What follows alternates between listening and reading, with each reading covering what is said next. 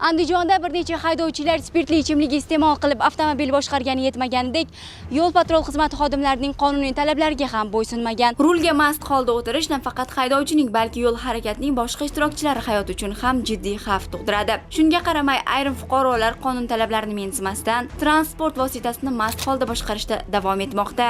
Andijon viloyati Paxtaobod tumanida o'tkazilgan sayyor sud majlisida ana shunday huquqbuzarliklar ko'rib chiqildi. 200 gram pivo ichganman, ertasi kuni gari xodimi to'xtatgan, ichganini tan olganman.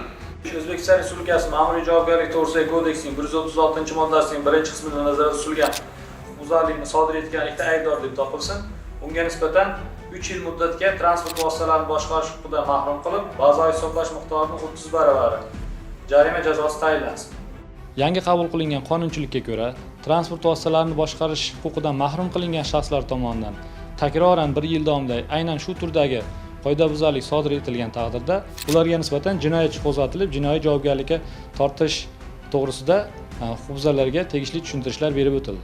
Bu kabi qoidabuzarliklarga nisbatan tegishli choralar ko'rilishi yo'l harakati xavfsizligini ta'minlashga xizmat qiladi.